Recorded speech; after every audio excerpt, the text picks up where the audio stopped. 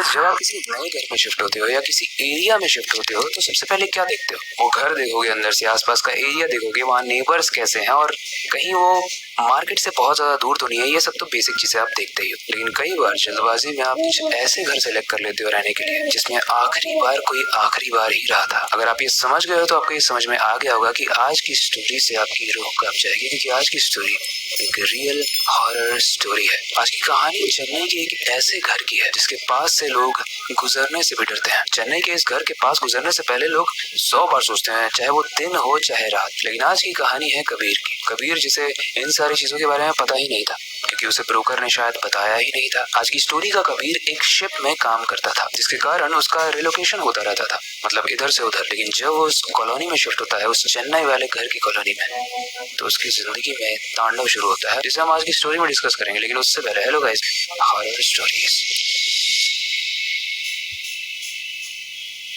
Guys, कहानी आज से 10 साल पहले की है, जब कबीर की कंपनी ने उसे चेन्नई में ट्रांसफर कर दिया था। जब वो गया तो उसने देखा कि चेन्नई में हर जगह रेंट बहुत ज्यादा है, मतलब अफोर्डेबल ही नहीं है। उसे लगा कि चेन्नई सिटी में ट्रांसफर तो हो गया है, लेकिन मैं रह भी पाऊंगा कि नहीं पता नहीं। हर जगह ट्राई किया, कहीं उसे कुछ घर पसंद नहीं आ रहा है अगर सस्ता है तो कहीं अगर घर पसंद आ रहा है तो बहुत महंगा है। फाइनली उसे पता चलता है कि उसकी कंपनी ने खुद ही एक स्टे फिक्स कर दिया है। उसकी कंपनी को एक ब्रोकर ने बताया था कि एक बिल्डिंग है जो बहुत समय से पड़ी हुई है और उसका रेंट भी बहुत अफोर्डेबल है। क्योंकि कबीर ने हेल्प मांगी थी कंपनी से कि भाई मुझे नहीं मिल रहा है, बहुत महंगा है यहाँ पे, तो कंपनी उसे एक स्टे फिक्स करके दे देती है। अब यहाँ से उस पुराने बिल्डिंग की कहानी शुरू होती है। क्योंकि कबीर के पास कोई ऑप्शन नहीं था और उसे पता भी नहीं था कि इस बिल्डिंग की कहानी क्या है, तो वो उसमें शिफ्ट हो जाता है। वो देखता है कि ये बिल्डिंग काफी पुरानी तो है, लेकिन रेंट अफोर्डेबल है, तो क्या दिक्कत है। एक और एडवांटेज था, उसका ऑफिस वहां से काफी पास था। ऑफिस मतलब समुद्री किनारा बहुत पास था। लेकिन अगले दिन शाम को उसने एक अजीब सी चीज नोटिस की। उस कॉलोनी में अपने घर के बाहर खड़ा था और वो देखता है कि सारे ही पेरेंट्स अपने बच्चों को घर के अंदर ऐसे घुसेड़ रहे हैं जैसे कोई अलार्म बज गया हो। लेकिन बाहर उसे एक इंसान दिखता है, एक ऐसा इंसान जो काफी ज्यादा अल्कोहल दारू पीकर रोड पर बैठा हुआ था। अब कबीर बालकनी में खड़ा होकर ये सब देख रहा था, तो वो जैसे ही नीचे देखता है, वो देखता है कि वो पियक्कड़ उसकी तरफ हाथ वेव कर रहा था। कबीर क्यूरियस हो जाता है, उसे लगता है कि ये जो सिचुएशन यहाँ पे है, सब लोग अंदर ले जा रहे हैं, डर रहे हैं, इसका आंसर शायद वो इंसान दे पाए, क्योंकि वो एकदम निडर होकर बैठा हुआ था। कबीर क्यूरियोसिटी में नीचे जाने लगता है और वो जैसे ही बाहर निकलने वाला होता है, उसकी नेबर पायल उसे रोकती है। पायल बोलती है, कबीर ये डिमोंटे कॉलोनी है और शायद तुम इस चीज का अंदाजा भी नहीं लगा पा रहे हो कि लोग यहाँ पर शाम को नीचे और बाहर क्यों नहीं जाते हैं। कबीर कंफ्यूजन में पूछता है, क्यों, तुम ही बता दो।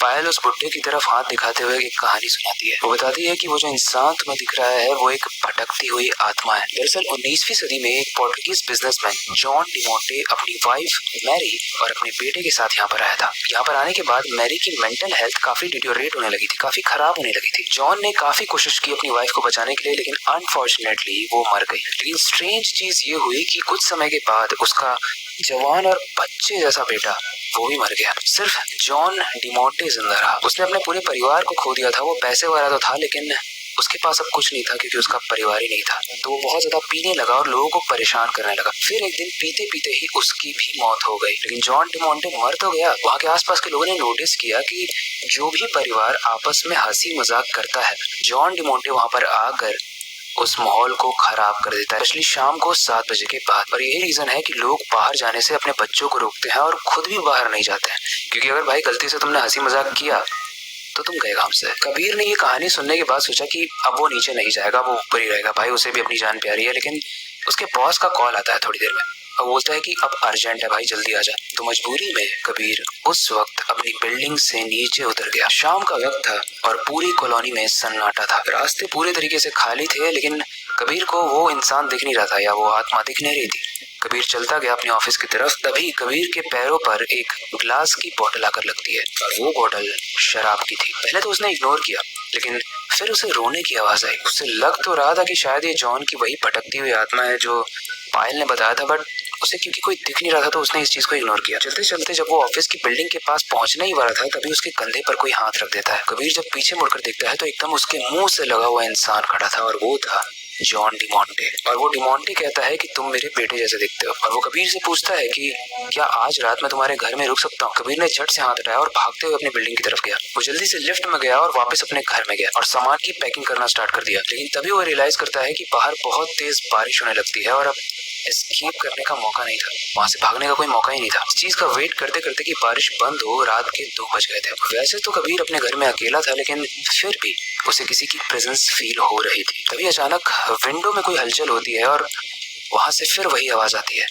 कि तुम मेरे बेटे जैसे हो। अब जहाँ से ये आवाज आ रही थी, कबीर वहां पर एक डरावना सा दृश्य देखता है। वो देखता है कि वो बुढ़ा जॉन डिमोंटे हवा में लेविटेट करते हुए उसे घूर रहा था और फिर से वही सेंटेंस बोल रहा था कि तुम मेरे बेटे की तरह हो ना। सब कुछ गिरने लगा और कबीर भी काफी पैनिक हो गया। तभी पायल भी बाहर से उसके जोर पर तेज तेज नॉक कर रही थी। कबीर ने पूरी जान लगा दी दरवाजा खोलने में और फाइनली वो दरवाजा खुल गया और पायल जैसे ही अंदर आती है, कबीर उसे सारी कहानी बताता है। और पायल इस चीज पर बिलीव भी करती है और वो कहती है कि मैंने तुम्हें ऑलरेडी कहा था शाम को नीचे मत जाना, क्योंकि जब आप नीचे जाते हो तो आप उस डिमोंटे को ये परमिशन दे देते हो कि अब तो मुझे तंग कर सकता है।